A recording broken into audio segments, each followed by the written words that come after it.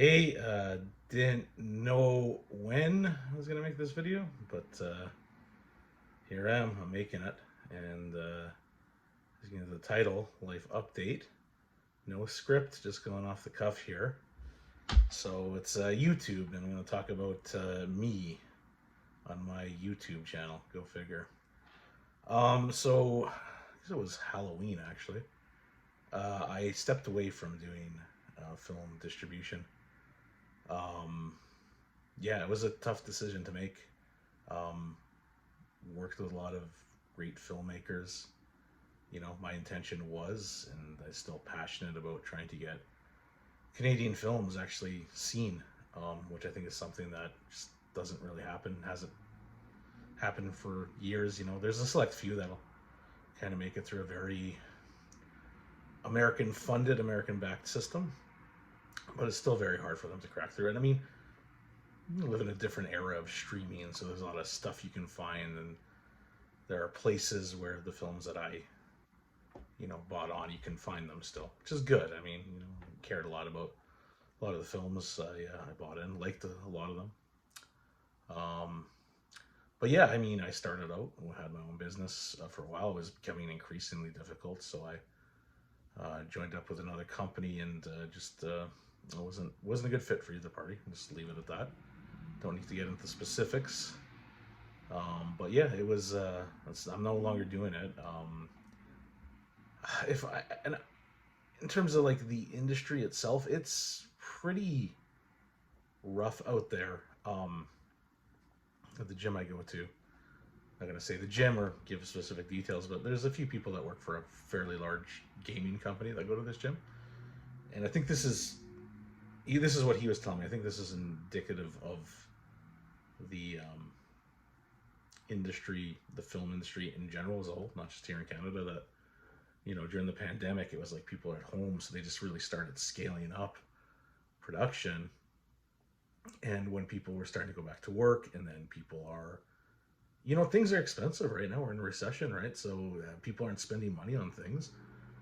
And it was just like a thing. Well, they continued to scale up, and then, it's like there's just so much stuff out there. And like I play video games too, and it's like I, barely have any time to. And it's just like, wow, there's so much out there. And it's the same with films too. When I was doing film distribution, we just kind of started on our own. I had a business partner who was great to work with. He wanted to part ways. We're still really good friends, which is great. Um, we were really like just trying to figure out how to crack the code, really, and we did it. And it got to a point where, even up until I was working with like the big theater chains here in Canada, and trying hard to get stuff booked, and had some stuff get booked, but and then just the marketing wasn't there, so it's like it would never find an audience. And there is like Telefilm is like this federal organization, and I mean they certainly mean well, but the bureaucracy is the bureaucracy of Telefilm was always fighting with the reality of like the industry goes very fast, right? So that kind of stuff. And even when I was dealing with theatricals now, it would always be like, we have too much product. That's what the theater chains would say. We have too much product, right? They're always looking to fill in gaps. They got theater has so many screens. We need to fill this in. So like a theater with 4 screens is gonna less likely to get some little independent thing than the theater with 24 screens. But then again, it's like, what is that market kind of like? And then again, you're dealing with this kind of like marketing here in Canada that doesn't really exist, or and stuff like that. And then um, if you look at kind of the big budgets and all this games, all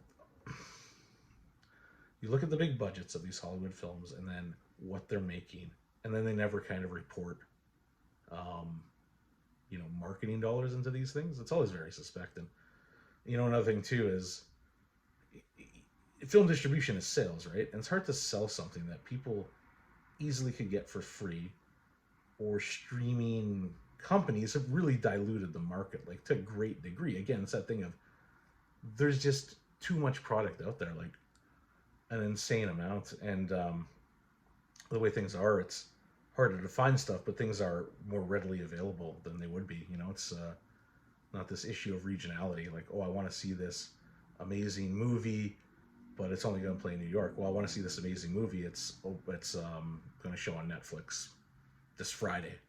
You know, and you just need a subscription online, and you got to see it. But as for myself, yeah, I don't know. It's a very hard thing to walk away from. I enjoy doing it. If I return to it, I don't know. I'm just gonna continue to, live my life. Work to survive. Post here on YouTube because I really enjoy doing this. It's kind of like a sketchbook for me. And I'll stream on Bigo too, and just do creative stuff. I mean, I'm still like a filmmaker, quote unquote.